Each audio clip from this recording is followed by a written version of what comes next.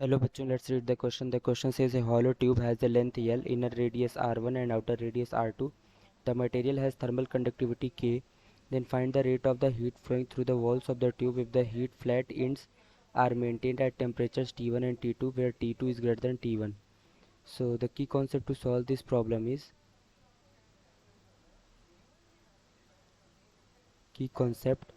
एक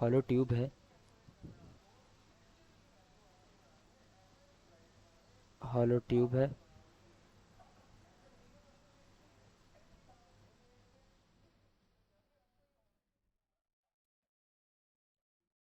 जिसकी लेंथ है L,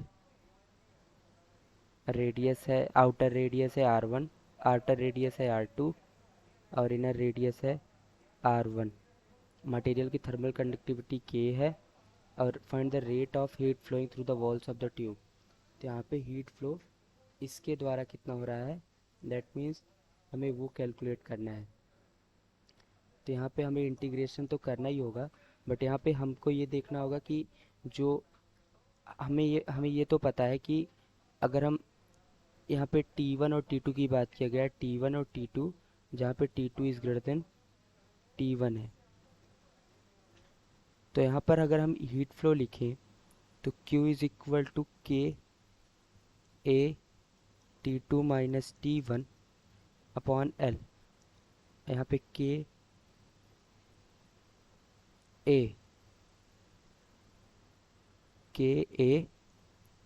R2 square area is equal to,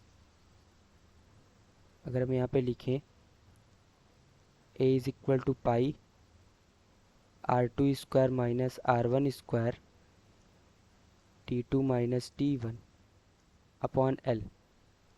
ये तो फॉर्मूला होता है, लेकिन अगर हम यहाँ पे कंसीडर करें कि concentric shell of radius small r and thickness dr,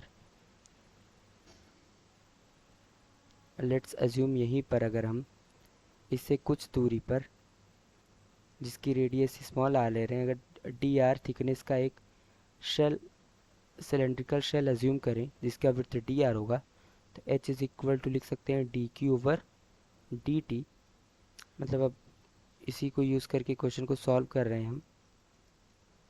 उसको लिखेंगे माइनस के A D theta over D T. अब यहाँ पे डी थीटा है अंदर का टेम्परेचर, बाहर का टेम्परेचर के बीच का difference between the shell D R. ये नेगेटिव क्यों लिखा, क्योंकि बाहर टेम्परेचर आर के साथ जैसे इंक्रीज होगा थीटा डिक्रीज होगा. और एरिया होगा 2 पाई आर एल.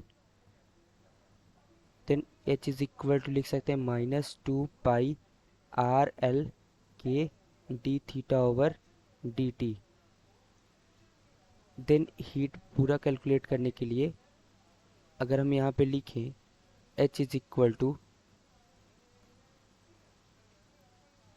इसको अगर हम इंटीग्रेट करें, देन यहाँ पे इसको अगर हम फर्दर इंटीग्रेट करें फ्रॉम R1 टू R2, तो D Q over D T आएगा 2 पाई के L T2 minus T1 divided by ln R2 over R1. So this was the discussion for this problem. Hope you understood it well.